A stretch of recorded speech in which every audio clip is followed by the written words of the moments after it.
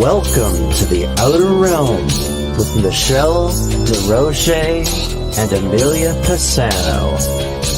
Airing live on the United Public Radio Network, 105.3 FM in New Orleans.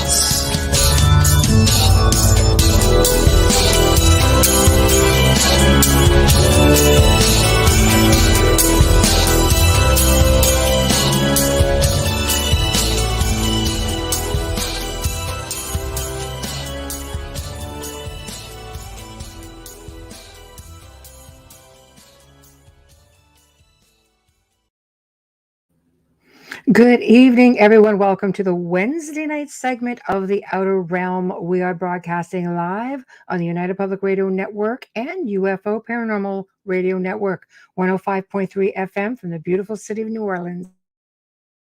We are fully sponsored by the amazing people over at Folgers Coffee who have been a part of our journey since the beginning. So thank you, Folgers. We appreciate you so very much. Also very appreciative of our other sponsor, Justin Snicker, Dr. Snick, the sonic surgeon, for his contribution of his time, his music, and his voice for our intro and outro. He's an award-winning composer of Halloween, horror, sci-fi, and dark wave electronic music, which can be found literally anywhere that you stream your favorite music. So thank you. And of course, we're just around the corner from Halloween, so you're definitely going to want to check out all his new stuff. Also, big thank you to Steve McGinnis for all of our incredible artwork. Tonight, we welcome the return of Constance Victoria Briggs. She was a lot of fun the last time we had her on. She's going to be discussing her newest book called The Moon's Galactic History, a look at the moon's extraterrestrial past and its connection to Earth. There's a whole lot behind that because a lot of people really do believe that the moon was brought into our solar system. Basically, it's not a celestial body as many think. Constance is a metaphysical, spiritual, cosmic researcher and writer. She's the author of, many books, but the Encyclopedia of Angels, Encyclopedia of God, the Encyclopedia of the Unseen World, and the Encyclopedia of Moon Mysteries. She has been a guest speaker on several radio shows discussing such topics, angels and extraterrestrial, ancient aliens, life after death. The list goes on. She's just really delightful. I'm sure she's going to be blessing us with her presence on more than a few occasions. So we're always very, very grateful for her.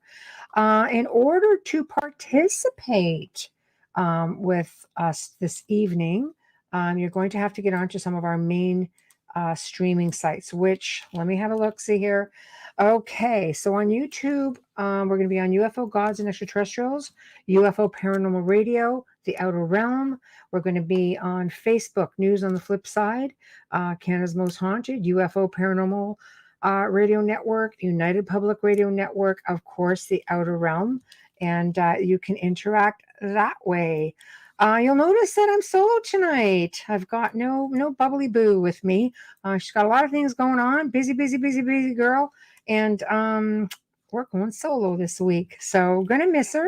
Not sure if she'll make her way to chat or not, but she just might surprise us all. So I see people chiming in. Janie, hello. Wayne, hello. Zachman, hello. Howie, hello. Yes, isn't she great? We love Constance. So big hello to Tamara as well. And I believe our special guest is here. Constance, you ready? Just give me a nod. Yeah? Okay. Bam. Hello.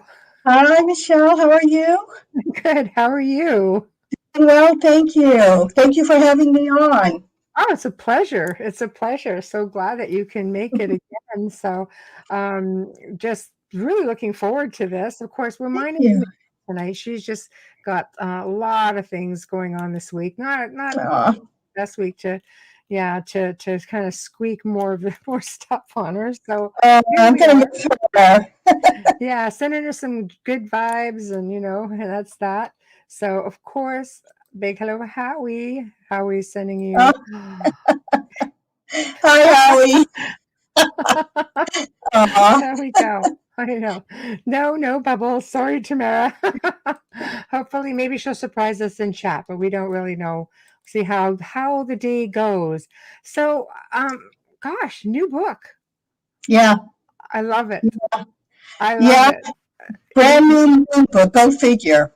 Yes, I can't wait to hear all about it. So, why don't we just like dig right in, and every now and then I'll flash up some stuff because our biggest audience is our audio audience because we are an FM station, we go worldwide. So I'll read them off, and then that will allow the audio listeners to be able to know what the heck we're talking about. Okay. But apparently Howie has a question, which is what he wants to say. Oh my goodness. Okay, Howie, just for you. Before we let poor Constance get started, we're going to go with your question. So what is the connection between celestial aliens and paranormal spirits? Oh my gosh. You know what, Howie? That is not even covered in my book, but okay. I'll go there. Naughty Howie. Excuse me. So I'm hoping, that I'm answering this correctly. So in my opinion, well, from my research, I believe that, first of all, there are unseen beings around us continuously on Earth, in the cosmos. And I've been thinking to myself lately that what we call the paranormal is really the normal. Yes. Honestly, Agreed. they're going to have to, come up with another word.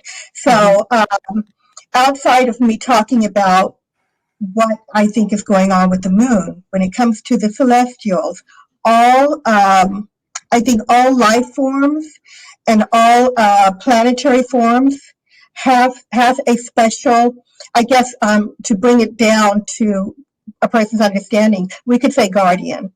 I think that all of the celestial bodies, I think they have, a special entity that is assigned to them. It's kind of an angelic sort of way of thinking. I feel that way on Earth. I feel that, when it comes to us, we have our guides and our angels, our guardians. Nature does. But also, this goes out into the cosmos. And I have a very interesting story for you, Howie.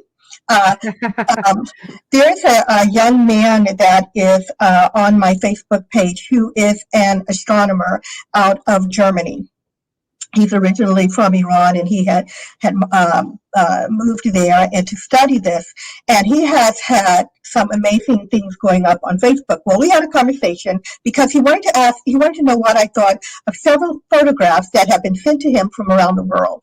Each of these photographs showed the moon, and it looked like there was a large black bird flying across the moon.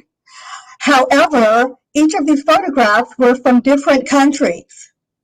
And he's asking me, how can people from different countries have the same picture? Yeah. I said, well, I'm trying to figure that out myself. What is that? But we had the conversation, and he said, you know what? He thought it was the jinn. And if you know the jinn, they are supernatural beings. And I don't know if I would call them the jinn. Maybe that would be, I guess, the name, in the Persian culture for it. But I would have said, some sort of guardian or an angel as well. And that perhaps that was manifesting across the moon. Now, how far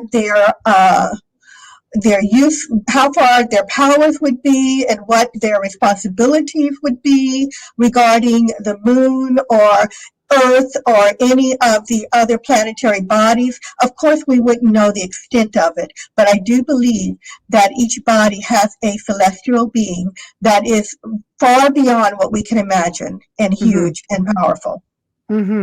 I love it. I do. I love it.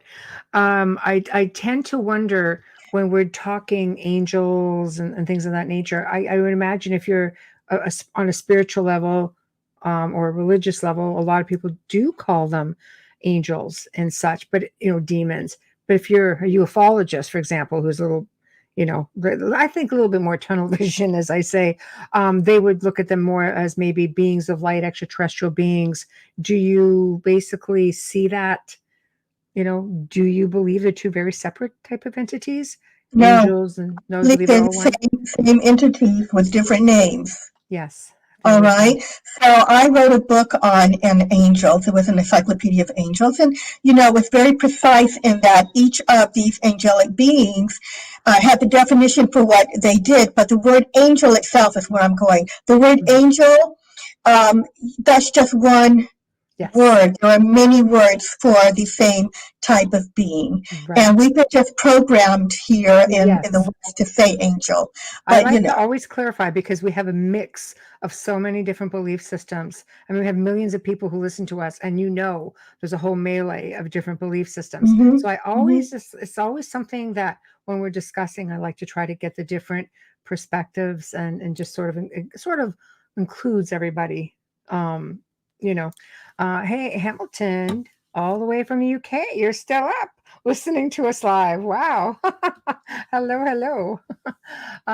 So let's get started on this book, because I've been really excited. There's a lot of theories with the moon, with respects to, is it really a celestial body? Is it something mechanical? Is it, because there were times throughout ancient history where there's no mention of this thing at all. And yet there it is. So why can't it be both? Yeah. Interestingly enough, it can be both. And I know that sounds a little weird, and I'll explain. Yeah. Okay, I'll explain. Go ahead. Yeah. So basically, when it comes to this let's just recap a little bit. Wherever you want to start. Your show, your platform, you go. I tell you, I think coming on, it is just a huge subject, this moon business, and where to start. So I will start, and please, I tend to lose my thoughts, so remind me to get back to the whole mechanical, versus natural object question. Okay, so when I wrote the first book, the Moon Mysteries book, I wrote that as a simplified, at least I thought it was a simplified way of explaining moon anomalies and what's going on for people, who don't have their hand in this subject matter all the time, like you and I do. Right. And Howie. Howie's is one of the girls tonight. Yeah. There are people out there who have no idea that there are strange things going on with our moon. So long story short, the moon has been showing signs, has been showing anomalous activity since, as far as we know, since the time of the telescope.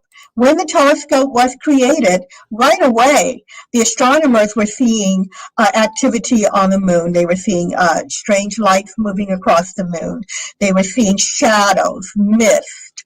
At one point, one astronomer said he thought he was seeing insects, like, a swarm of black insects moving across the lunar surface. Mm-hmm. And so it was considered science at that time that there were people on the moon. They believed that the moon was inhabited, and they called them Selenites. I can't ever say that word correctly. Please excuse me.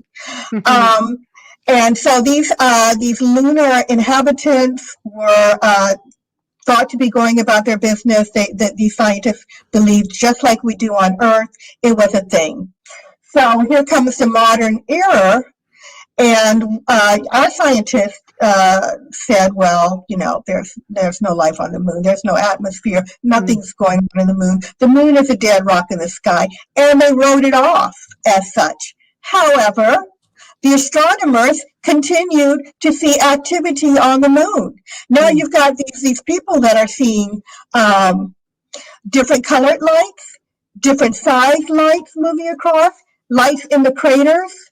But they can't, excuse me. Sorry, one of my lights just. It's like, we're talking about the moon and lights. Yeah. Okay. I hope you can still see me okay. We can, we're good. So the anomalies continued, all right? And our scientists didn't try to explain it. They just kind of ignored it. Well, I tell you who did kind of take a look, and it was NASA. When NASA was created, they kind of said, what's going on up there? And so they put out 3 studies on what in the world could be happening up there. Now, they weren't necessarily making it public, but they did it. And one of their publications from that time, where they put all what they call transient lunar phenomena, where they put the astronomers, what they saw, the dates, the names of the crater, the length that they saw these lights everywhere, over the moon. They created a booklet on it. And you know what freaks me out is they did this, they knew something was going on up there, and they still sent, I believe that we went up, they still sent people up. So, with that said, once the astronauts went up, they found, and we have some of the pictures, and some of them have been, obscured. Mm-hmm. But we see, there are structures on the moon. We've seen pictures of UFOs on the moon. We've seen pyramids on the moon. There are a lot of pictures that got through. Right. Okay. They say, they covered up everything. They didn't cover up everything, because you can Google very easily pyramid on the moon, and it pops up and it gives you the NASA picture. So my Moon Mysteries book introduced people to all of these things, the structures, the UFOs that are seen up there, and the history of the astronauts, and the history of the Apollo astronauts going up. However, with that said, we don't know the origin of the moon. So we've got this thing up there. It's got all this activity. They've got the scientists over here saying, no, nothing can be happening, but we're still seeing all the activity. And the scientists don't know how it was created. Now, I don't know about everyone out there. When I was younger, I thought the moon had been, that I thought they knew how the moon was created. I thought the moon was captured in Earth's gravity and was pulled in, right? And then a theory, they've had 5 theories out there, and they've all been dismissed. And then there was a theory of the moon being smacked by, the Earth being smacked by a planet, and the Big Whack theory, there's one name for it, and being smacked by the planet and created that way, because the idea was that a planet the size of Mars had hit Earth, and that part of the Earth was spewed out into the universe and formed the moon. That's what I thought, but that's not what it is. Right. So a lot of us think that we know how the moon was created. They think that, I also thought the Big Bang Theory was how the universe was created. Not, that's a theory. I also thought they knew how we started on Earth. That's a theory. Man, as I've grown, I've learned they don't know. They just don't know. So they don't know where the moon came from. So I'm still going somewhere with the natural moon. You take it, girl. You go ahead. So there's a theory that, first of all, I'll just quickly go back to ancient times. I've talked about this in the Moon Mysteries book. So in the ancient times, we have a number of philosophers, great men of old, writers, who talked about a time before there was a moon in the sky. Yes. And believe it or not, it's out there. They said it. They wrote some verses on it that I hope that I can get to, or at least paraphrase, where they were saying that people lived before the time of the worship of Jupiter, which was before Mesopotamia and in Egypt, going back way before the cradle of civilization. They talked about there being people that lived named the Arcadians, and they lived before there was a moon in the sky, and that Venus was the most brilliant light in the night sky. Right. Now, most people say, oh, that's kind of crazy, but I've said in my new book, you can't take, some things from history and say this doesn't apply, where the same people, some of these people were great writers and great men. You can't take some of what they say and discount it and accept the other. So I'm saying you have to take what they said seriously. Right. Pardon me.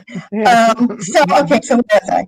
So if we're moving up to this time. Excuse me, my light is distracting me still. Someone's trying to repair it now. That's why Did turn out to be an interesting night. oh my goodness. So I lost my thought. Okay. So I was saying that we don't know how the moon was created, that the ancient philosophers, all right. So not only did the ancient philosophers, some of them talk about a time where there was no moon, and they talked about there being primitive people called the Arcadians. And they said that the Arcadians lived off the land. They were uncultured. They didn't know how to take care of themselves. They ran wild. And that was that time period. Now, moving forward a little bit, if we needed more proof that could be a possibility, and I believe that it was, we can go to Bolivia, where there is an ancient, what we call an ancient gateway of the sun. The ancient gateway of the sun was a part of an observatory at that time, but this gateway, which is like tons and tons, it's just very huge and very heavy. It has symbols and writings on it that talks about a time where the moon came in to Earth's orbit. And I, for one, I don't believe that the ancients were playing a hoax. And no, I mean they knew. I mean they had more, I think, of an idea of what was going on, celestially speaking, than I think we do. Even like without a lot of the technology that we have today, they still really managed to document some impressive things. They did. They did. And they left, I believe they left records just like we do. They left records for the future. So this thing is standing, and it talks about the moon coming in, and it talks about the damage that the moon did coming in. It talks about storms and chaos on the earth. And so I think that when you look at these ancient writings, it does tell us that, there was a time where there was no moon in the sky. I accept that. And there was at least one scientist that came forward, and I don't remember his name now, and he said, absolutely, you can have, the earth exist without, life on earth exists without the moon. Now, if we just put that aside for a second, our question would be, what would the reason for a moon coming in, not there, but all of a sudden come in? And that's where my new book begins. And the new book's title is The Moon's Galactic History, a look at the moon's extraterrestrial past and its connection to Earth. Right. Because if all of those ancient writings are correct, and there was no moon, then where did it come from? So my book goes into all of the theories that who could have sent it and why. So there's a lot of theories. There's a lot, and they're pretty cool too. Because it's an anomaly in itself, right? Like Tamara says, it does not rotate and always faces the same way. That's sort of different right there for one of ours. Like look at the planets, everything. Like this never does anything. It just sits. It just sits. Pretty much. Yeah. And there is a theory, of course, that someone is there and positioned the moon so that we could not see what's going on that other side that is facing away from us for whatever reason. The theory is that they don't want us to know what's happening. Yes. An observatory for Earth, Tamara says. I think Constance will get into maybe some of that. What if the moon is an observatory for Earth? That's right. Let's get into it. Yes. All right. Should I get into that, or should I go back to the history? We'll get to all of it. I think the moon could be an observatory for Earth. Yes, and I think that is part of of one of the theories of being watched and. It's one of those theories for sure. But let's see where you want to start, and we're just going to keep up. Okay, so I'm just trying to move forward. Yeah. So there's a story, another ancient story from the Zulu people. And I do have it in my Moon Mysteries book, and I tie it into the new book in that. So the Zulu people said, in their belief, that the moon, when they had to kind of turn it into a story, they referred to the moon as an egg. And they said that this egg was hollowed out, outside of our universe, and that the yolk was taken out, and then it was sent by two extraterrestrial brothers that are believed to have been of a reptilian species, and that this thing was sent across the universe and placed in Earth's orbit. Okay? Along those lines, as I move forward into the 1970s, there were two Russian scientists, very prominent. They worked for the government, the Soviets. They worked for them, and they put their reputations on the line when they wrote a paper stating that they believed the moon had been brought from outside of the universe into our vicinity, and they referred to the moon as a spaceship. All right? So they said that inside of this moon, they looked at NASA. First of all, they looked at NASA's evidence from the astronauts going up, finding out that the moon was hollow, finding out that it's made of these elements. And it resonated. Oh my gosh, yes, it resonated. For the first time for an hour. The second time they hit that thing harder, and it went on and on for hours and hours. And they were startled, and they came forward in a press conference, and they said, they don't understand it. You shouldn't be doing that unless it's hollow. And I just want to say that is not a conspiracy theory. That is something that NASA's scientists came forward with and stated. This is a thing. It is real. It has a lot of hollow areas inside of that thing. So these two Russian scientists came forward, and they said it looks to them like this is a spaceship, according to the evidence that the NASA's astronauts brought back, and them, hitting it, and them looking at, what the rocks are made of, looking at what the moon's surface is made of these very hard elements that they said appeared to be designed to be a ship of some sort, that if it got hit by a meteorite, and if it got, bombarded by the radiation, it could survive, and that it has a coating on it made to look like a moon, made to look artificial. And they said that inside of, let me just see if I can. No, well, you look for that. I'll read off this comment. Wayne says, on the early moon message, it was said that the landing module was dropped back to the surface, and the sound of the impact made a resonating sound similar to that of a bell. So it says the next time the astronauts dropped the module from a higher altitude, and the resonation lasted much longer. Right. I read that the resonation for the second one was 3 days. That it just kept ringing. Yeah, yeah. So can you imagine if there were someone in there and you're like hitting this thing and they're just kind of bouncing around? Yeah. I know. And to think that if they're in there, they must be peaceful people because they didn't do anything back, Right. As far as Anyway, so these Russian scientists asked the question.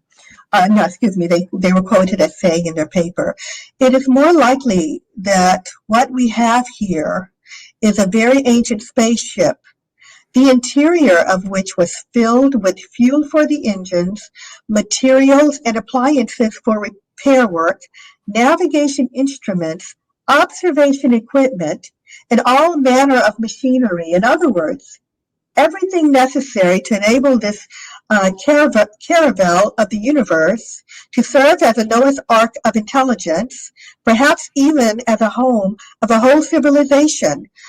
with the idea of a prolonged existence and long wanderings through space. And this is NASA? This is not NASA. These are two Russian scientists in the Wow. 70s who looked at NASA's Yeah.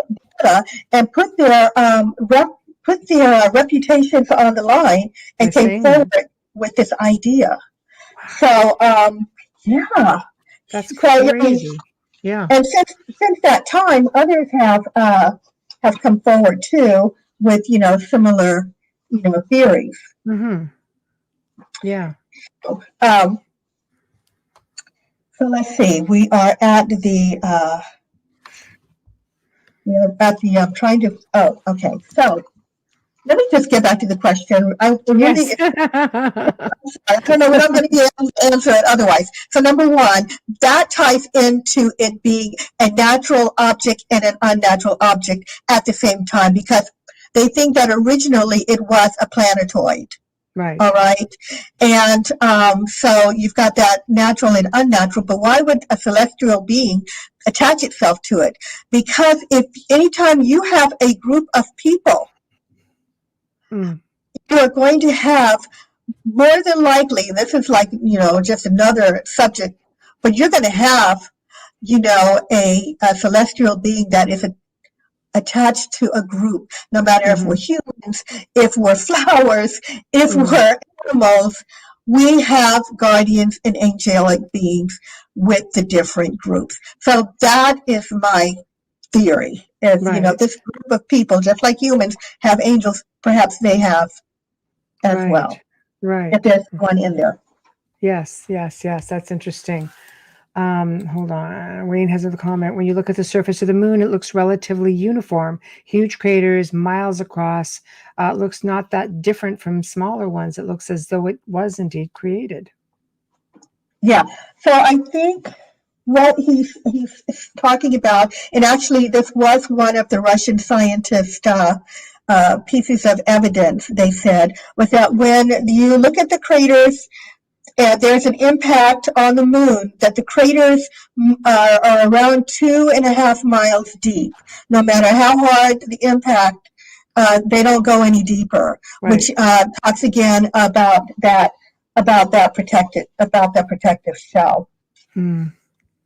Yeah, it's definitely a fascinating thing. It gives you, sort of makes you think about that whole, planet Earth is a zoo kind of thing, and we're just a bunch of lab rats being monitored by, extraterrestrials from above.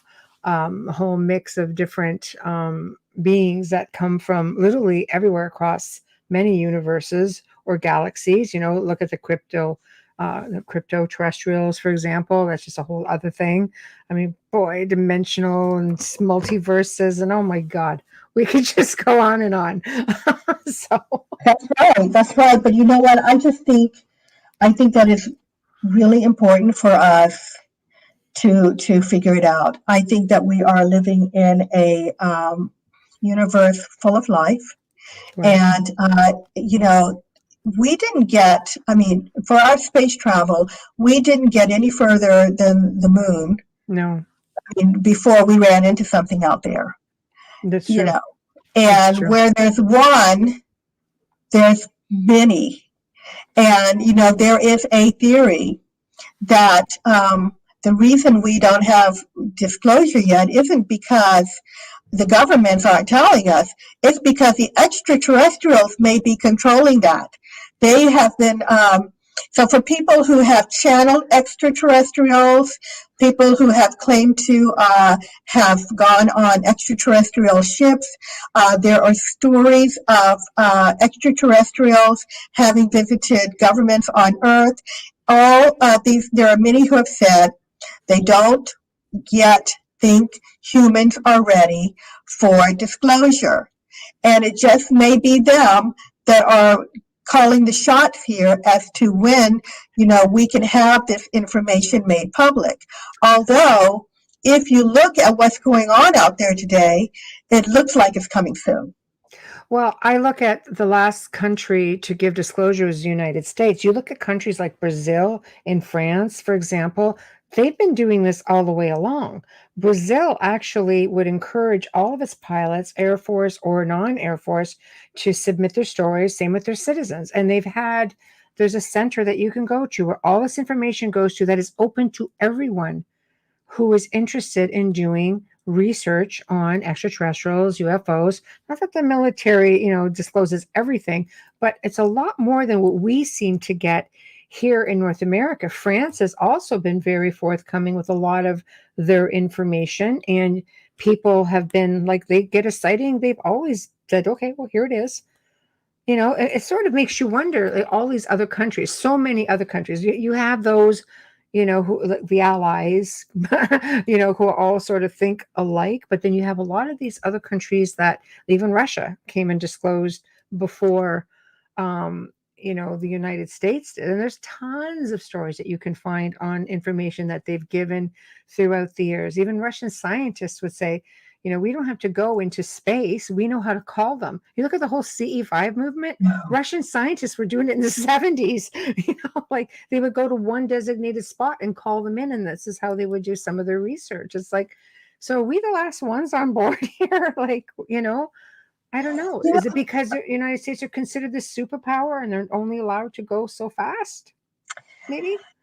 I don't know, but I just have my own opinion. So Yeah. in this new book, I put in, I don't know if you've heard of it, but the Brookings Report. No, I have not heard of that. Okay, so I have to tell you, I just got this book. Okay, good. I'm just looking at my book for the first time, so I kind of have to flip it around to find out where everything is.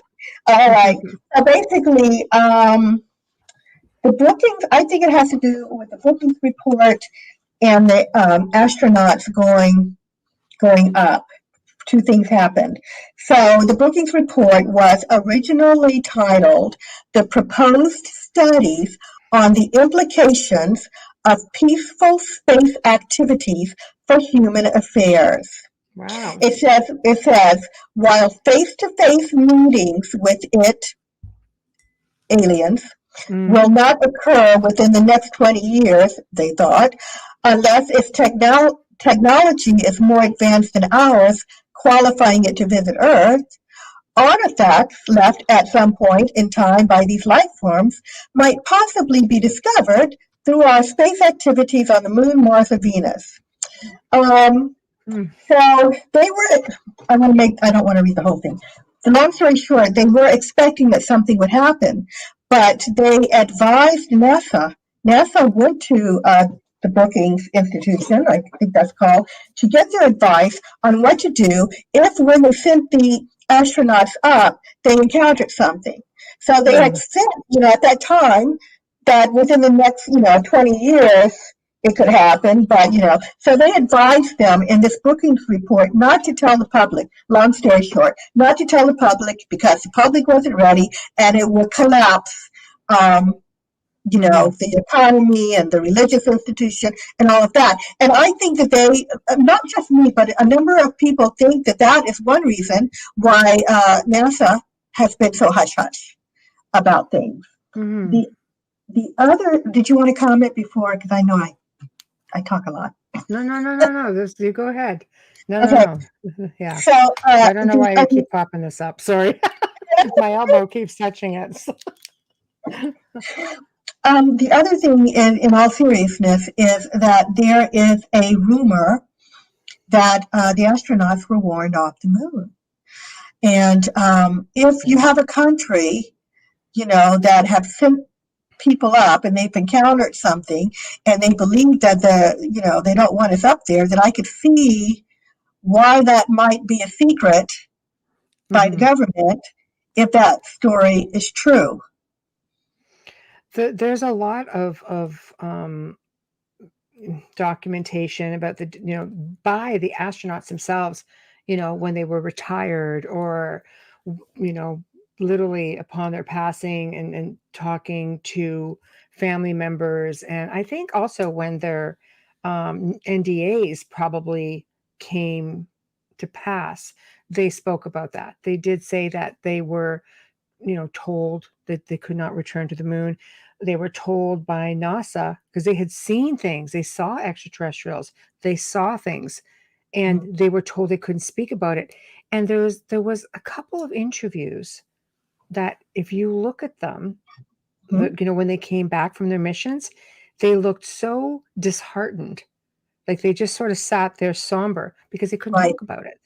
They couldn't talk about it. No. And not only couldn't they talk about it, but it was quite shocking to the system, I'm sure.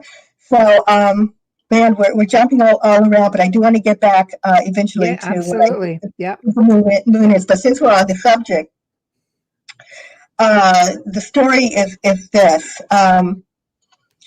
So the Apollo 11 mission went up, and the story is that when they exited on their way down, and when they exited, there were extraterrestrial ships sitting on the edge of a crater, and they were huge.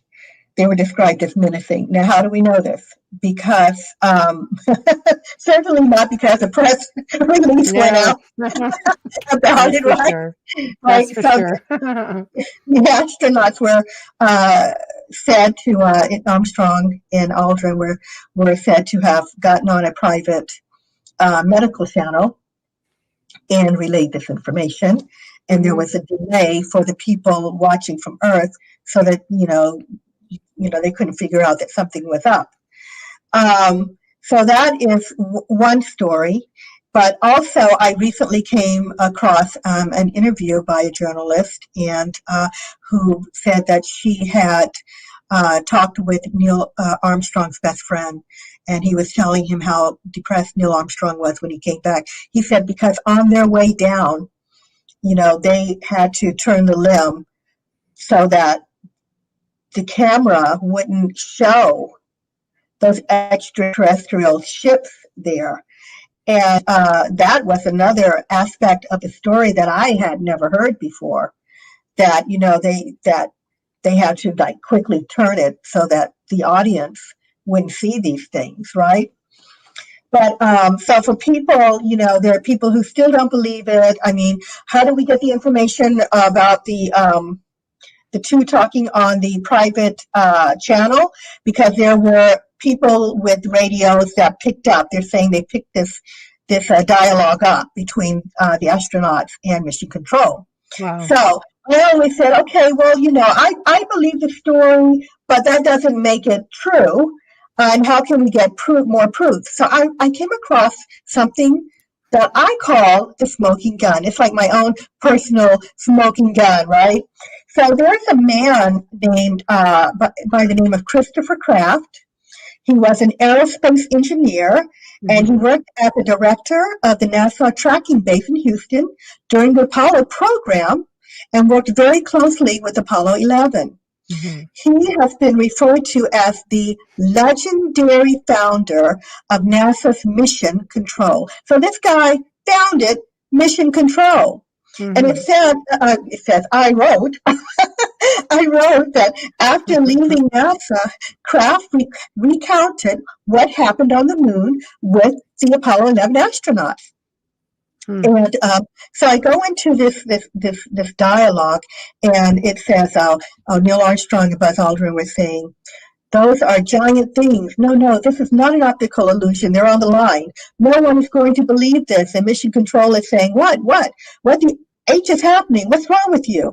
And the astronauts are saying, they're here on the surface.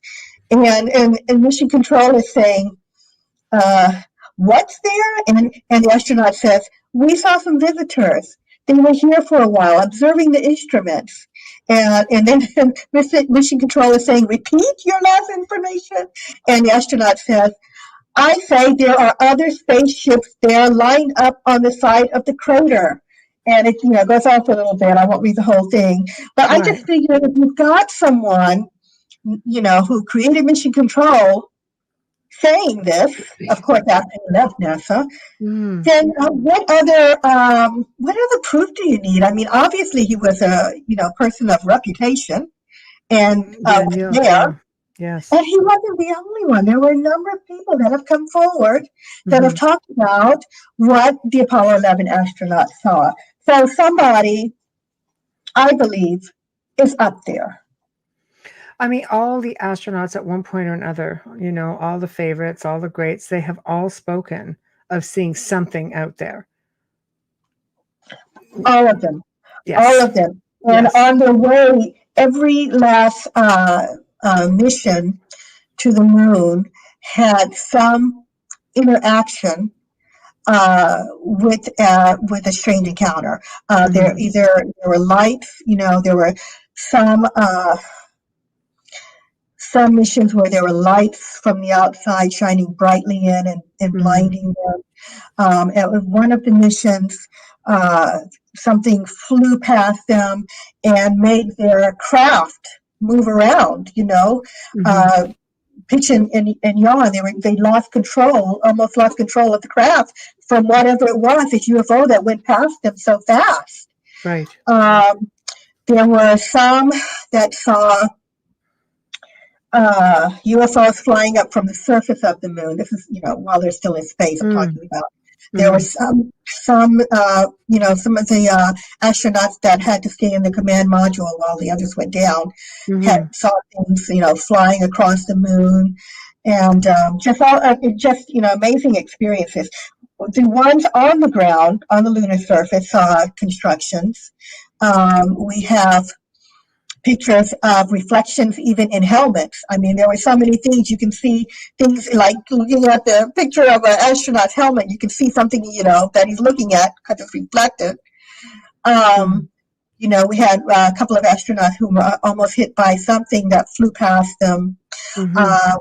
One of my favorite stories is the tale of, I call it like the shoebox structure, where Apollo 17 astronauts were riding in their little dune buggy Right. and across the lunar surface, and they came across this building, Mhm. and it looked like a big shoebox, and it was covered, it looked like, with the same material that the moon is made of, and so this was shown back on Earth when people were watching this mission. And there are people that still talk about this today. Oh, yeah, I saw a structure on the moon. Well, at that time, they tried to hide it because when it hit the camera, and Walter Cronkite was the Mhm. person that was, doing the news broadcast. And he said, that looks like a man made structure. And then it went dark, right? And they came back 20 minutes later and with a story for Conkright saying that the little dune buggy, the camera on it, had accidentally taken a picture of itself. Sure. Right, right, right. Ah. So, yeah, so they encountered a lot of things up there. And I tell you, there is at least one story where one of the astronauts encountered a being that was actually outside of the ship waiting for them. And he Mhm. was like an ethereal being, that he was translucent. You could see right through him, which was interesting because there is, and I can't remember the name of it, but there are a group of extraterrestrials that are said to be ethereal. I mean, we can't They see call them them all. the light ones, don't aren't they called the light ones, or the Council of Nine, or there's different ones that are There are different just, ones. yeah, Yeah, just like that. Yes, yes. different ones. And so you can see, but he didn't do anything to the astronauts. For people who think that they might be dangerous extraterrestrials lurking about, I don't believe that they're on the moon Mhm. because we've Yeah, had 12 men walk around up there, and yeah, nothing ever happened. right. So Wayne reiterates the same thing that I had made mention when the first astronauts did their first press conference. None of them look elated by their achievement, but instead they look quite withdrawn and deeply troubled by something, which is what we said. They look really withdrawn, and they didn't really, because they weren't allowed to speak about their experiences. Much like many of the Air Force pilots or Navy pilots. Because I know my producer, I mean, he's been on the Nimitz, and the Nimitz has had many UFO encounters, and they're never allowed to talk about it. So it just makes sense. I mean, astronauts at the end of the day are Air Force. Right. right? So you don't talk unless you are allowed to talk. So it's definitely interesting. Where do you think, so from this point, all this documentation is going on. I mean, he makes it all the way to Apollo 17. When are they told no more? You can't come back no more. Like, this is it. Because I remember being in grade school, and I'm aging myself, but it was a freaking long time ago. And they were saying then that they had hoped by 2030 that they would have, like, I remember reading this in a book in a school library, thinking that they would have colonized the moon by 2030. But instead, they were completely turned away. They got up there and they found out that someone else lived there. Yeah. I Yeah. mean, I don't know why that surprised them, considering they had documentation of movement, light, strange things going on with the moon. Right. Something was causing the commotion up there. Who was it? Mm-hmm. And there is some talk as to, that they did have an inclination that there were beings up there, but they wanted to beat Russia up, because this could be a security thing, and they wanted to be the first to check out these lights and things in ships, but not ship structures. Right. I believe that they knew. I believe that they knew, and I'm surprised that they would have sent anyone up, because that could have been, to me, it could have been really dangerous. But they have I could completely see that. But you have to, like, all these structures, for example, okay, look at this again, I'm doing that thing. All these structures, the pyramids, this building, I mean, it's pretty much mirrors what we have here Right. in some of our ancient structures. So Right. did this anomaly come into our solar system with these structures intact? Because these things were there here on this planet before a lot of these Greek philosophers. Right. That's where I come in with my new book. Okay, good. my There we go. roundup. All right, perfect. Okay. Segue. New book. Yeah. Of course I don't have the answers, but obviously Yeah. there was, or is still, a civilization up there, an ancient civilization. You can see today, and these pictures are from the probes that they've sent up here and there to take pictures of the lunar surface. You can see structures, you can see buildings that obviously were one time utilized. They could still be utilized. And so the question is, what you said, did it come in with it? Did the moon come in with the people that were living on it or inside of it, and came outside of it once it was planted where it is? That is a possibility. And lived there. And are they there now? And did they vacate? Okay, are they using both the inside and the outside of the moon? So basically, we have ancient structures that look intact that we've seen in pictures. And then there are people like Michael Barra, who has written a couple of books on the moon, and he's talked about some of the structures and how they looked blown apart. Okay, they look like there was some kind of war up there.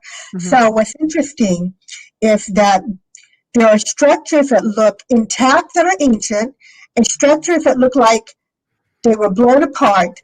And there are craters on the moon that look like they were not created by meteorites, but they look like it was some sort of nuclear blast that caused them. So, but when you get back here on Earth, and I talk about this in the book, when you get back here on Earth, there are places, South America, in the jungles, that look like two ruins of cities that suffered from a nuclear war ages ago. And they have all of the markings of what happens under a nuclear attack, and the scientists have been scratching their heads trying to figure that out.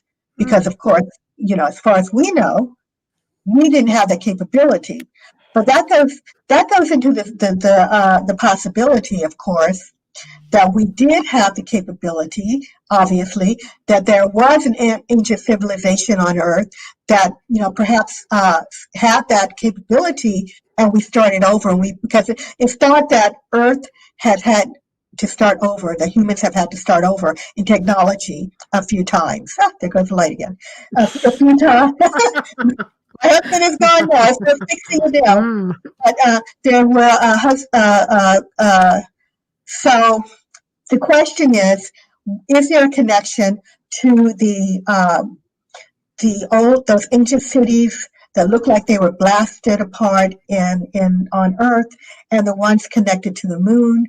Was there a cosmic war? And some believe that maybe Mars and the moon and Earth were all a part of a cosmic war. And the question is, were we fighting each other? Or were the three, if there's someone on the moon and there was someone on Mars and us here, were we fighting a complete enemy? Well, but it does. Let me throw a twist into that. Some researchers believe that Venus also was brought into our solar system, that it's not supposed to be there. Oh, wow. I read that recently as well. I'm like, what? Yeah. So, what do you have to say about that one? A designer. Yeah. A designer, for whatever reason, there is I guess, I don't know if it's my theory or if it's out there, Yeah.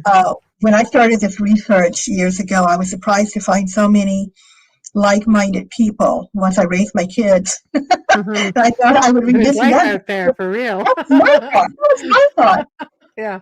Yeah, that perhaps there is a feeder of planets that brought them in and place them where they are. And not only is Earth inhabited and the moon looks like it is inhabited, but that the other places are as well.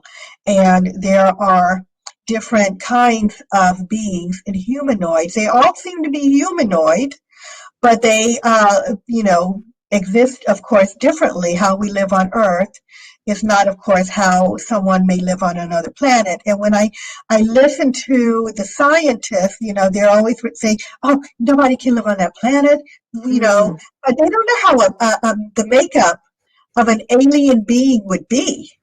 No, and everybody's assuming that they're all coming from the stars. I mean, you look at ancient cultures who talked about these beings living underground here already. Why wouldn't it be on Mars or on the moon, let's say? I mean, why are we always assuming this is coming from the stars? It could be dimensional. They could be coming through dimensionally through portals. It could be here already. The Hopi Indians spoke of it. I mean, the ancient Incans and the Mayans spoke of it, about beings coming from underground. Were they, I guess the question would be, if there was this galactic war, were they driven underground? Right. You know what I mean? Like there's, right. It could go, we could go a while. Right. It's a lot of, collaborate a little bit about what you're saying. Tamara says, if they move Venus and the moon, what else can they do? That's right. That's right. And I tell you what, Tamara, what is a concern is if they can move the moon in, will they move it out one day? Yes. That's something else, if, they bring this thing in, you look at how people and the planet are affected by the moon, ocean currents, things of that nature, water. We're made up mostly of water. Why are people so affected by this thing that apparently just got brought in, this mechanical thing, and yet we're so affected by it? Right. So I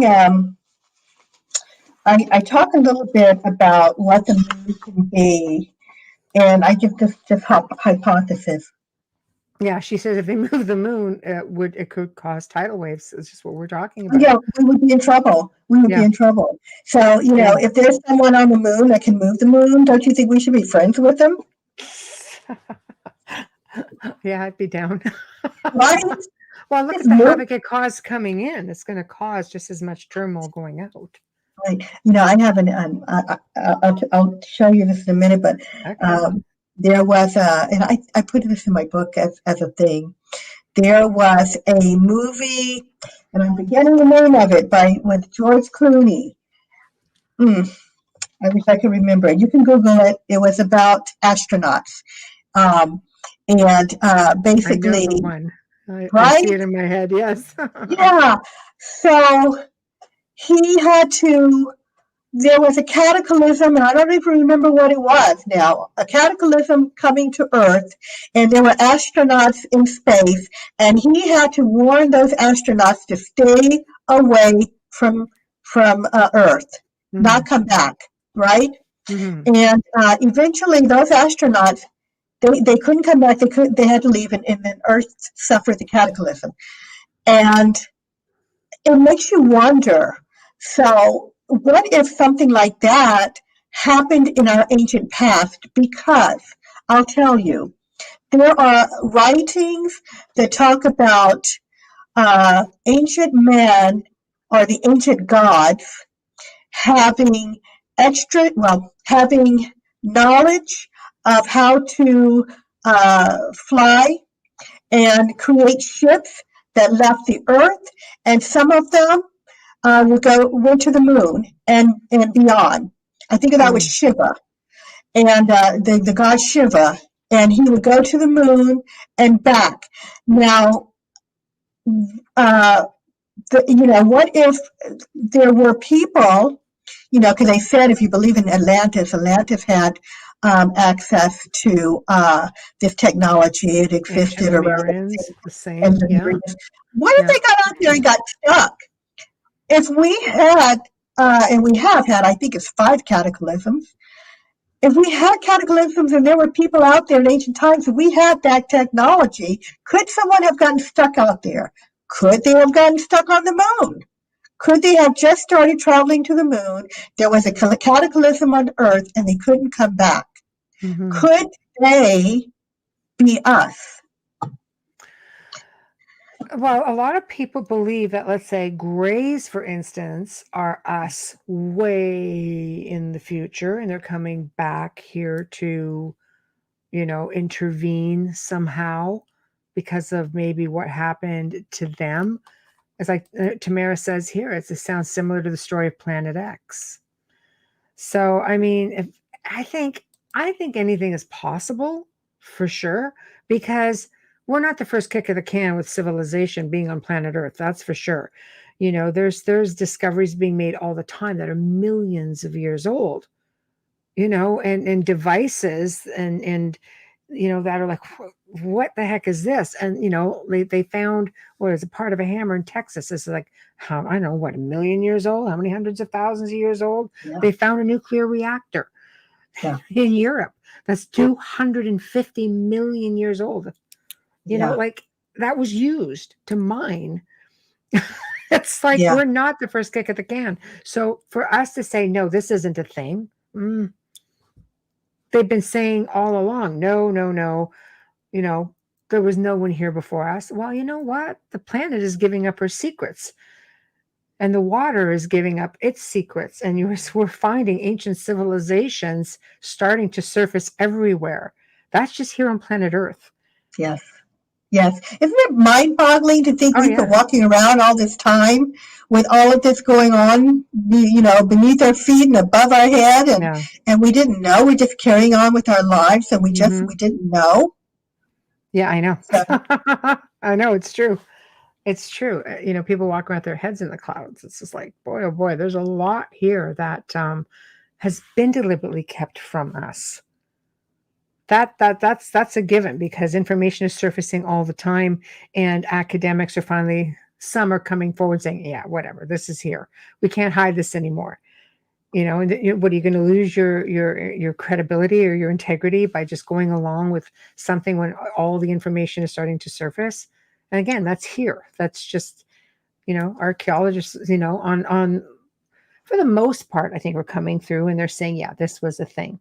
But it's everyday researchers and discoverers, people who are studying this, who are bringing a lot of this to light. And modern day academics are trying to say, no, it's not a thing. Why Yeah, why are we suppressed so much? yeah. They said that they're afraid there will be a collapse of the civilization. You Hmm. know, but I believe that we're going to have to rip that Band-Aid off Hmm. I and agree. and deal with it if we want to grow as a world, as a species. I mean, do we want to just be stagnant forever here? I Hmm. mean, we're destroying each other, we're destroying the planet. Mm. We're, it looks like not even being stagnant, it looks like we're, regressing. And, we're still doing We primitive are. primitive warfare. Primitive Hmm. warfare. It's just crazy. But if we ever want to move forward, we're going Hmm. to have to come to the terms that we're not alone in the universe, that we have Hmm. a past, where Hmm. we have had to start over again. Hmm. And that, don't we want to be the ones heading into the stars? Hmm. Don't we want to be the ones who are, going out and, I love Star Trek, so I know, exploring new yeah. worlds and more Right. new civilizations? Don't we want to be those people? Do we Well, just we want should to? have been. They say we should be living right now. If we wouldn't have been suppressed, we should be living in a Star Trek type of era, at least with some of the technology. But I mean, you look at Gene Roddenberry, allegedly, I'm going to say allegedly, Mhm. he created Star Trek after a meeting he had with the Council of Nine. That's And he was right. supposed to meet with them again before he passed.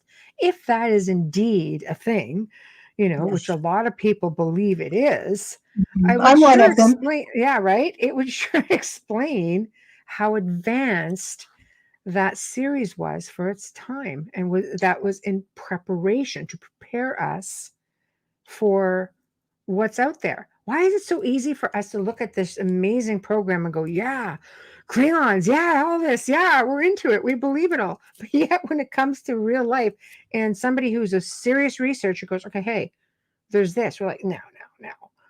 Why, why is it so hard for people just to just turn blindly to it and go, no, that can't be a thing. You dig it on Star Trek, but you just don't want to think it's a real thing. Allegedly, a lot of this was given to him to ease us into this age and all of the suppression. We've never made it to that age. Maybe we're That's right. shifting realities, man. We're just living in a lot of reality that sucks. so, you know, Yeah. so I don't So know. But you've got connections here. You've got this ancient connection for these extraterrestrials to planet Earth. So I'll let you take it from here. again, I was enjoying listening to it. Anyway, so I want you to talk as much as you can about your book because I well, think it just looks fascinating. So I'm going to piggyback on what you said about Gene Roddenberry because the Okay. Gene Roddenberry story is one of my all-time favorite, Yeah. and so I've connected one of his shows, Star Trek shows from the original in the 1960s. And if you're like Mm-hmm. me, you'll know this one. It's my favorite one. The name Mm-hmm. of it is "For the World is Hollow and I Have Touched the Sky." So, because I know that Gene Roddenberry was meeting with, a person that were channeling extraterrestrials, and yes, I believe that Star Trek was based on that. I also Mm-hmm. heard that some of his scripts were possibly based on what he had learned. So, Right. in this episode, I liken this episode to the moon and to the moon being hollow. So Captain Kirk and his crew Right. were on a mission uh, to um, to stop a asteroid from hitting a Federation planet. Mm-hmm. And this asteroid is, speeding through. Well, I guess it was speeding through space. And I don't know if it's slow or going fast, actually, but it was going through space, and they were told to stop it. So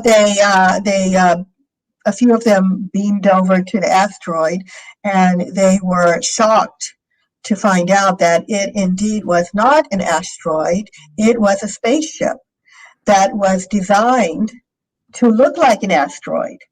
It was camouflaged, and it was camouflaged because it had people living inside.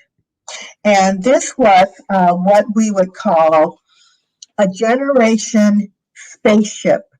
Not only were there people living inside, there was a whole civilization, not just like 5 people. There was a civilization inside, and they had been traveling on this thing for many, many years. People had grown up and died, and generations had passed on this world. And it was taking, because space is so large that, it was taking it forever to reach one point to the other. And so there was a man on it who was telling the captain that when he was a child, it's one of my favorite things. It's in my book. The pictures in my book. I was so excited that it made it in. That guy from Star Trek, and he's saying, "Yeah, I climbed up, and I was able to sneak because they were not allowed to leave the interior only, and I climbed up and I looked, and I was on top, and I know that."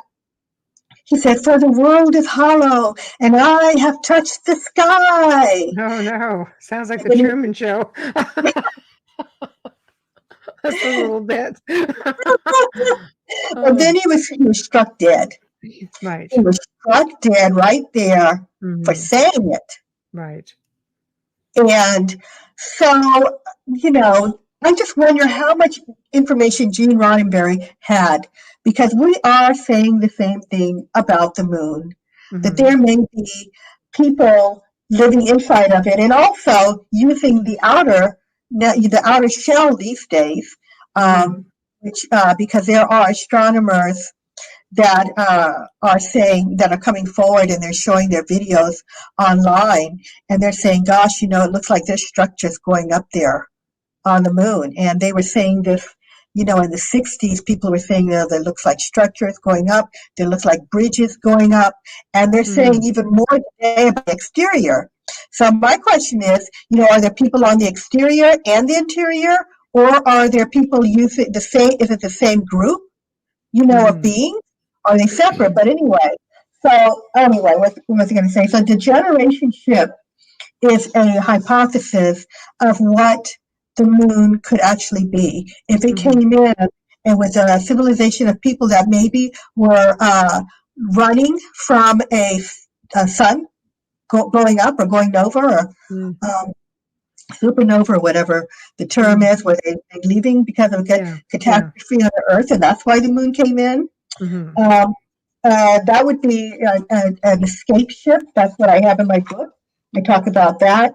And I likened it to like Noah's Ark, where this escape ship took a bunch of people, maybe the best of the best, maybe DNA samples and all of this stuff, put it into the ship and moved it across the universe, and it decided maybe the Earth's orbit was the best place, for them to park. Someone had a theory that maybe it even broke down and they couldn't move anymore. Yes. It's, I mean, let's face it. You have astronauts and scientists who have all experienced this thing resonating, sounding like a bell. A planet or a celestial rock formation, anything you want to call it, isn't going to do that. So there's got to be something to it. I mean, or otherwise, what is this just all a story? Is it all something else to just fool the masses? Right. Like you've got too many people kind of going, no, like this happened. This is a thing. We saw this. We experienced this. We heard this. But yet we are led to believe something entirely different. So what's up with that? Because when you have all of these philosophers who are saying, no, it wasn't there. Then all of a sudden it's there. So who is it? Were they just not talking about it? Was it just, you talk about the stars? Why would you not talk about this big celestial thing in this night sky? It just boggles my mind. I don't get it. Yeah. So this reminds me of a Star Trek quote that I meant to share. We don't know what it is. So in my book, I had a bit of fun and I put data from Star Trek. Right. And it's something that he said one time. He said, "The beginning of wisdom is, I do not know." He was looking at something alien. "The beginning of wisdom is, I do not know. I do not know what that is." The beginning of wisdom is just admitting when we don't know what it is, and then you get out and you try to figure it out. And I'll tell you something that science writer Isaac Asimov once stated: "What in blazes is our moon doing way out there? It's too far out to be a true satellite of Earth. It's too big to have been captured by the Earth. The chances of such a capture having been effected and the moon then having been taken up a nearly circular orbit about the Earth are too small to make such an eventuality credible. But then, if the moon is neither a true satellite of the Earth nor a captured one, what is it?" So, still, nobody knows what it is. Right. It's the anomaly yet again. It's the anomaly. Yeah, yet again.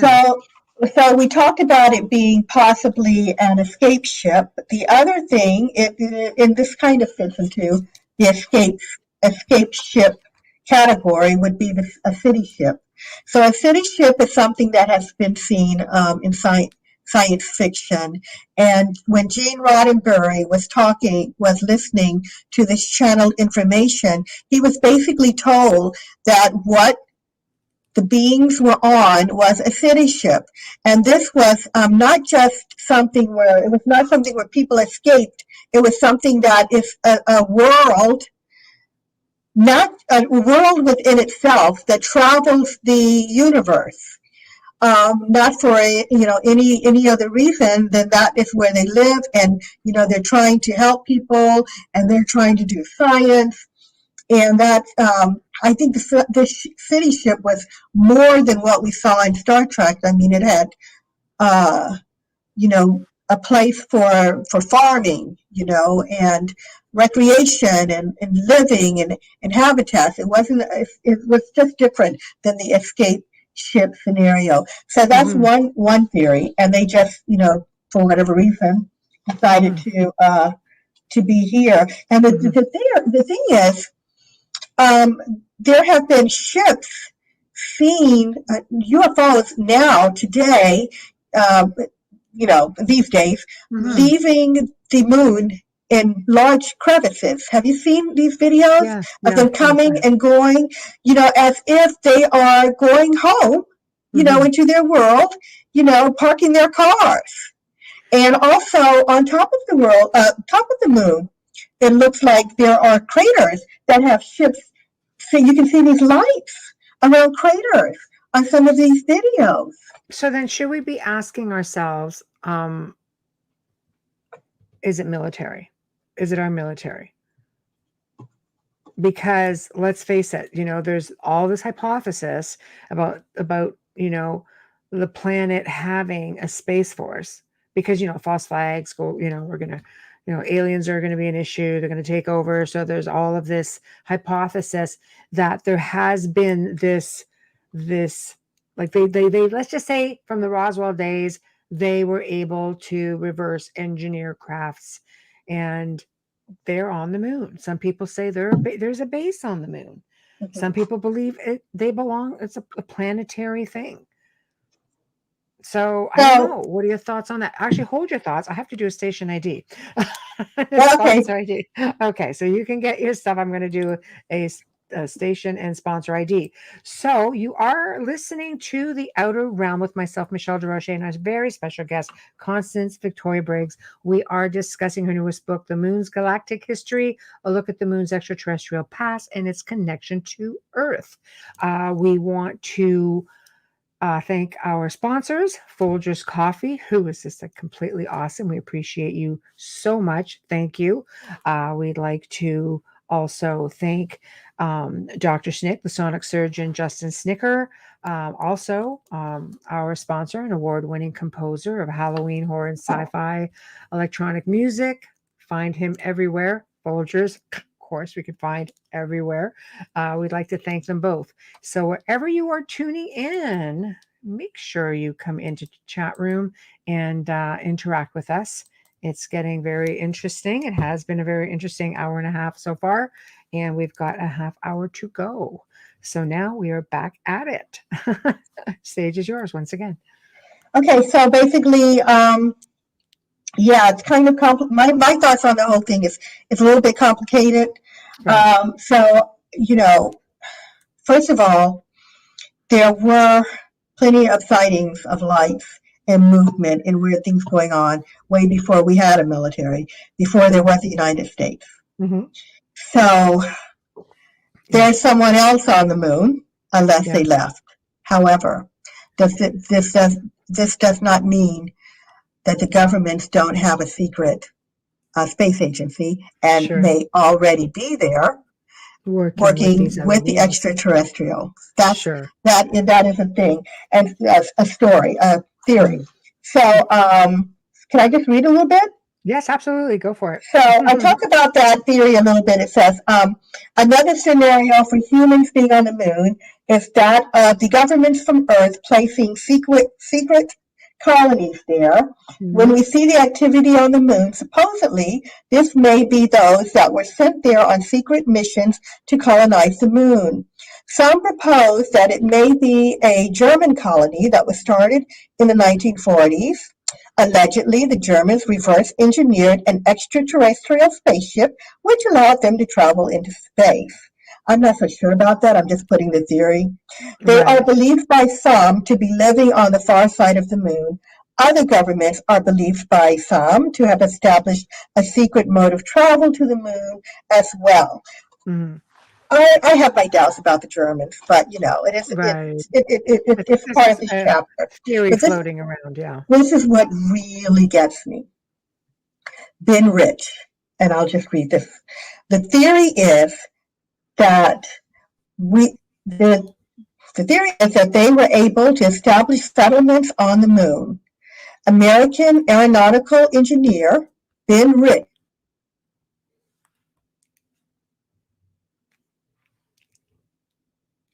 Oh, Constance, you're frozen. Frozen. Hello. Oh boy. Hopefully she'll just come on back. I know that she was having some problems with her lights and so on. Maybe there's something going on at her end. So let's just, there we go. There we are. You're back. You completely froze on us. Yeah, you did too. Everything went dark. Bum, bum, bum. So you couldn't hear me. I should read it again. We couldn't, so you'll have to go again. Yeah. That's okay. It says, sorry. Okay, so the theory is, I had all black screen. And so the theory is that they were able to establish settlements on the moon. American aeronautical engineer Ben Rich is regarded as a brilliant scientist and is known as the father of stealth. He was a former head engineer in charge of the Lockheed Skunk, that's the name of it, Lockheed Skunk Works. He led the development of the F-117, the initial production stealth aircraft.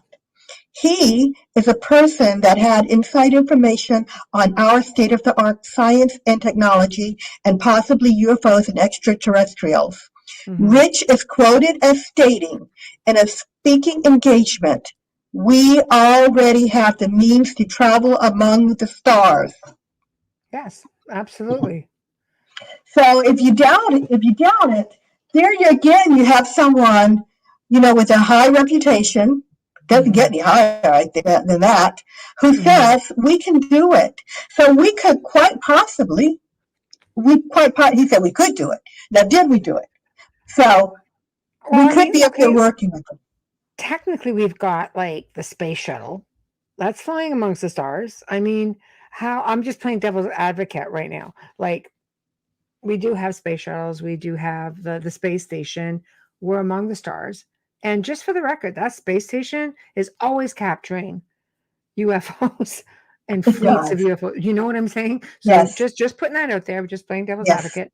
So, but I definitely know this article because I'm really familiar with him, and he has been very vocal about the fact that we are very much present out there.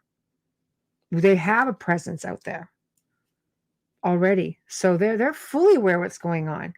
It's just us people here who apparently aren't ready for it that aren't allowed to know it. But I always say this device right here in the hands of billions of people, they're seeing things and you can't hide it anymore. It's just it's right? Technology in the hands of the modern person, just a common man. It's amazing. I know, isn't it great? It's amazing, and I can't believe that people aren't buying into UFOs when they're all over the place. People are constantly shooting videos of UFOs, and I'm like, do you really have to have an experience to understand? And it's not just UFOs. I mean, this is a whole other show, but they are getting pictures of things we never knew existed on Earth before. No, it's true. It's true. I'm talking about cryptids, but we won't. Oh no, for sure. Oh my God! But people will say there's this whole other terminology for these cryptids, and it's cryptoterrestrials. Like how we don't know. All of this old folklore, it comes from somewhere.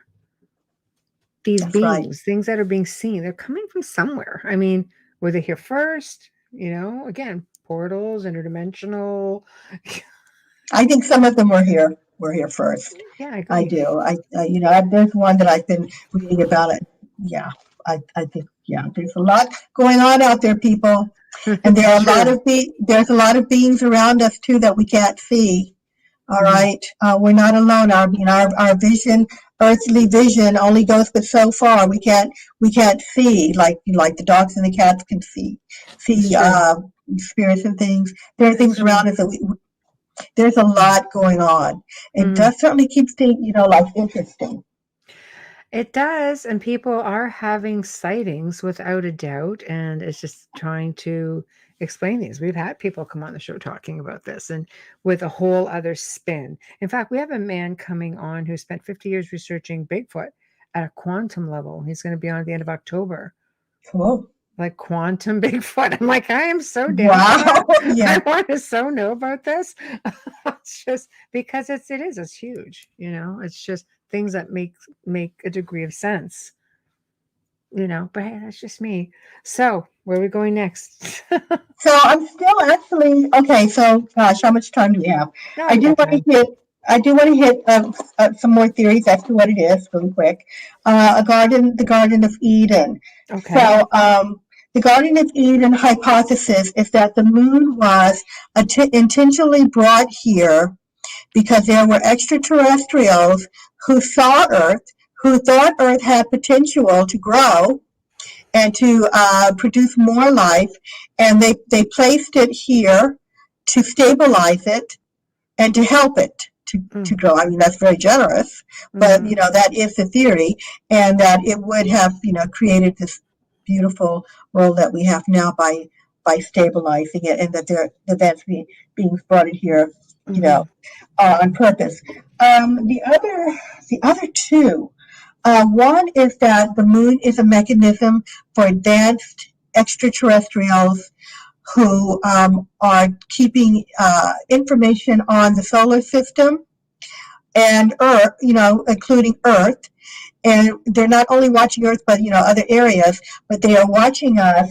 And that the moon is a machine, it's a mechanism, and it's recording information that is being sent back. Now, whether or not it has beings in there helping this, Mm-hmm.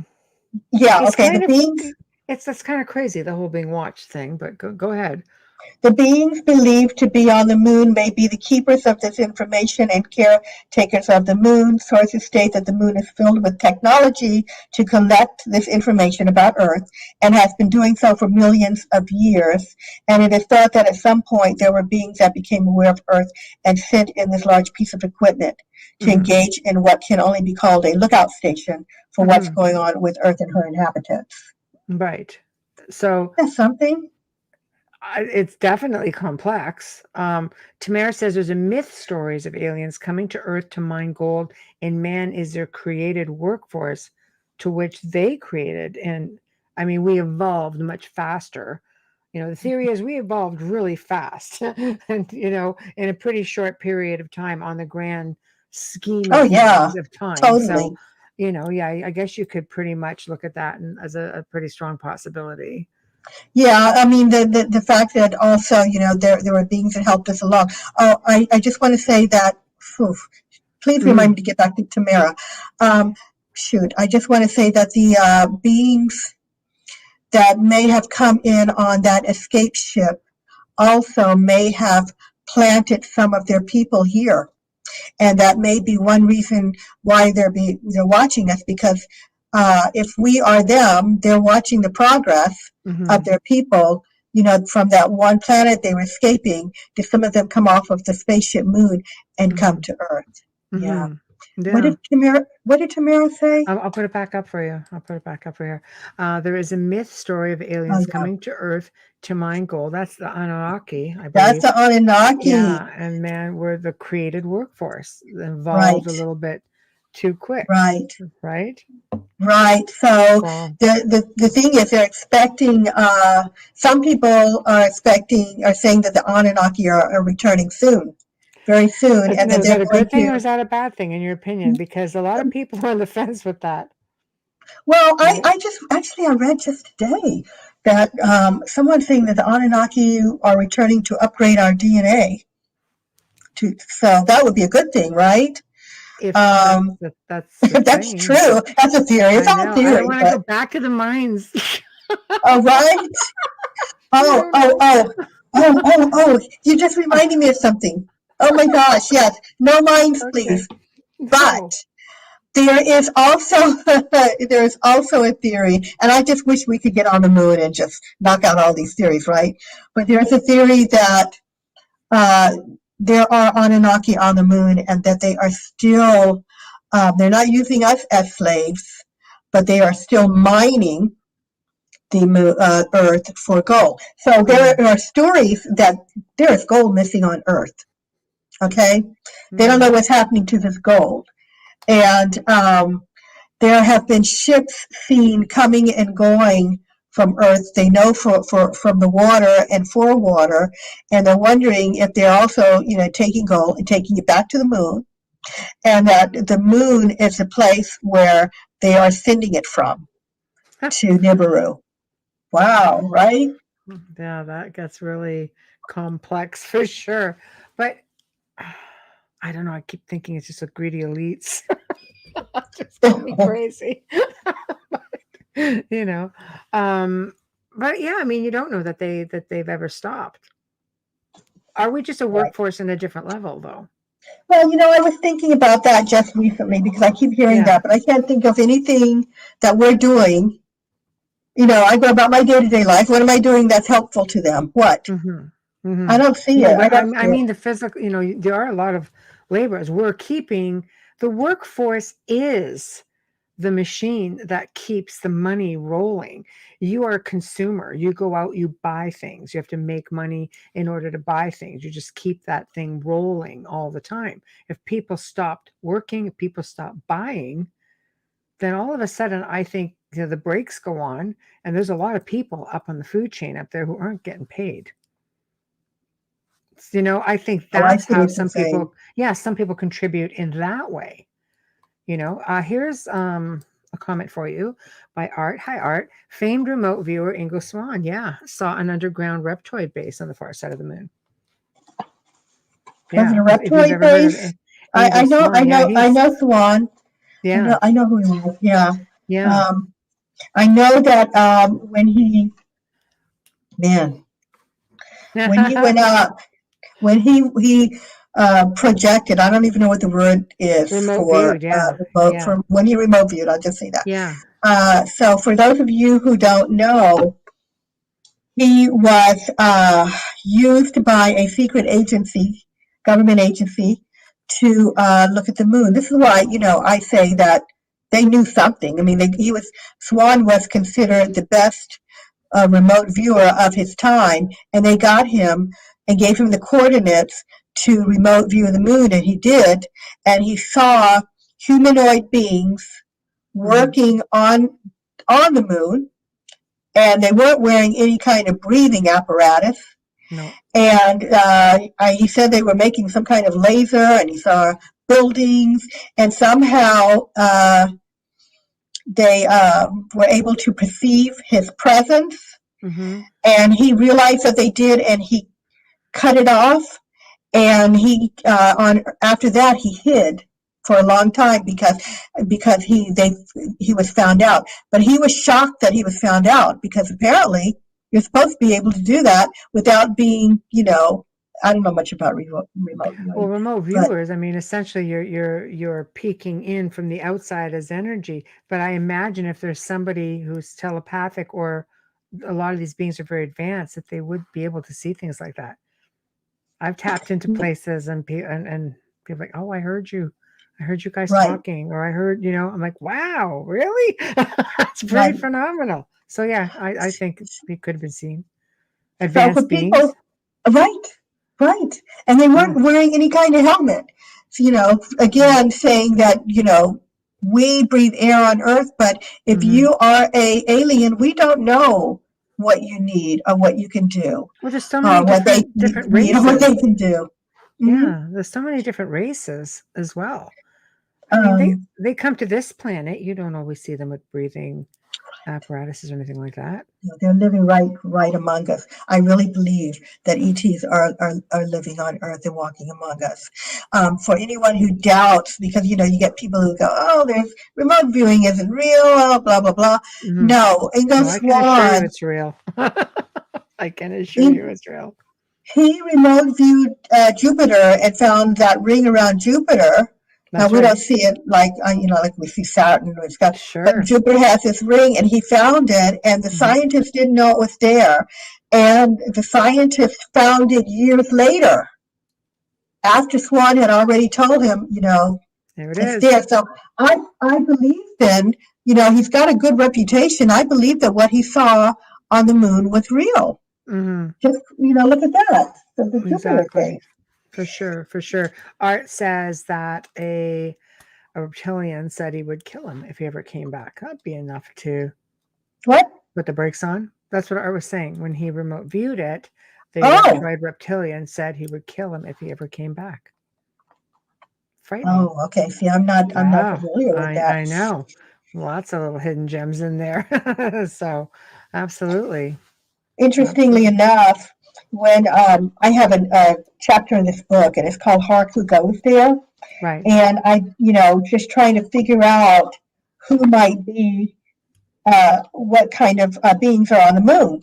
Hmm. And, as we've said, it could be several actually living together up there. But it's the title of the chapter is Hark Who Goes There. And I actually do have reptilians as one of the candidates for a species living on the moon. Okay. Yeah. And the reason I put it there was because of that Zulu story. The Zulu people said that in their tales it was reptilian or lizard-like beings that brought the moon to where it is. So, and reptilians, as many know, throughout history, have been seen, and it is a theory that that they were here. They may still be here. They may be living, under the surface of the earth too. So Hmm. reptilians are a thing. I hate to say it, but they For are. sure. Yeah, absolutely is. Um, Yep. so I was listening to a story the other day of a lady who had stumbled upon reptilian beings, and but they didn't bother her. They were focused on apparently eating a snake. And I know, right? You can't tell me that they didn't know she wasn't there, and A that lot of she people who've wasn't gone bothered. under hypnosis have talked about encounters with reptilians. Yeah. So it is a thing, people. It's not my favorite thing, but one lady years ago who said she was a walk-in and she had all of this galactic history came, she was talking about the different species, and she said, with reptilians, um, they, there's good and there's bad. So there's no reason to be alarmed or scared if these beings do exist. That, you get good and bad, she was saying, in all beings. So, but they are a candidate as to who may be on the moon. Do you remember V? The show V? Yes. Years ago? I didn't watch the remake. I That's actually not have the friendly. remake. Yeah. Yeah, so Yeah. yeah, that was if you want to, I'd rather think of them that way than the way at least they were, I know. they looked human until they didn't want to look human. Well, I think it's like they can project their energy to make you see them the way they want you to see them. Do they really shapeshift? I think it's more of how they project to you how they want you to see them. I mean, to me, that's more viable because people who have allegedly seen them say they could almost see. The best way I can describe it is, you ever see heat coming off a sidewalk in the summer? You just have that sort of distorted space. It's like that. People will say sometimes they'll look at somebody and then they have this distortion and then they see the true form. So I'm thinking that's really different, But hey, you know what? I don't pretend to know everything that's out there. I have not, to my knowledge, had an encounter. But it's wiggy nonetheless. It's You know what? It's a kind of science and technology that, if they're real and they can do this, it's a kind of science and technology that we just don't understand yet. No, it's just a that they can be able to projection. do that. Yeah, projection of energy. I'm going to, chime in with Tamara. Says reptilian are mentioned in the Indian and Aztec myths, along with other cultures mention them in myth stories. Let's just go to Peru, for instance. In Brazil, a lot of these monuments emulate, the gods or these different beings. You have the serpent gods. There is actually a town, I think, in Brazil that has a statue that was erected in the town of a reptilian humanoid, and he's clothed. And this specific being, I don't know if there was, I think there might have been a war, some kind of cataclysm in the area. He went underground with them and he educated them and he taught them how to survive. This is why there's a statue of him. So it's like, this is like an ancient culture, So, I mean, there's definitely something to it. I mean, the ancients weren't all wrong. I mean, they emulated what they saw. They documented what they saw. You're finding stuff all over the place now. Yeah. It's just now we have an understanding with the internet and like we're seeing things. People are going on vacation, capturing different things. It's just like you're seeing photographs of, of these stone monuments. You're kind of like, what is this about? No, you can research it. Yeah. Not so easy, to suppress people. Right. What's interesting is that I keep, hearing about, and I believe this is true, that there are people who have come into this world at this time from elsewhere, from maybe, you're from another planet, and they come in here because it's a time to educate humanity about what's really going on. And I call them the ground troops of people, like you. Raising awareness, awakening, evolution. That's right. And I do believe that is true. We all have our little piece to work on in trying to educate people about these things, so that if you want to call it disclosure, will happen, because we can't just stay in the dark. Right. There you go. Absolutely. Sky's the limit on this. And we are nearing the end of the show. We're 5 to 11 already. Like that just breezed like fast. It's hard to believe we've already like covered almost 2 hours. But I want to thank you for coming on. It was a lot of fun. It was really informative. I've got your website up here. It's also in the show.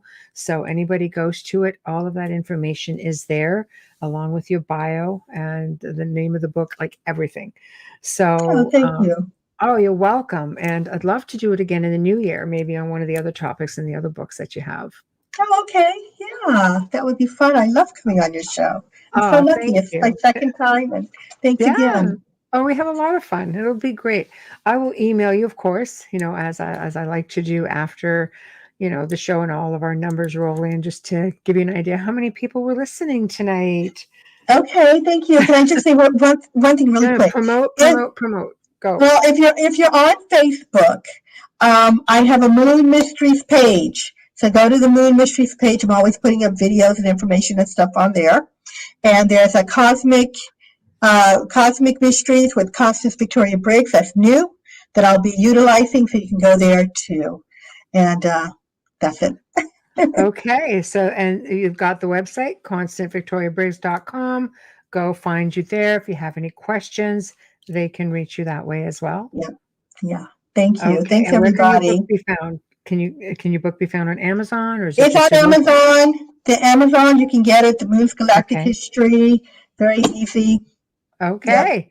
Nice and easy, guys. So thank you. And thank you, Victoria. I will definitely reach out to you as soon as all those servers come in.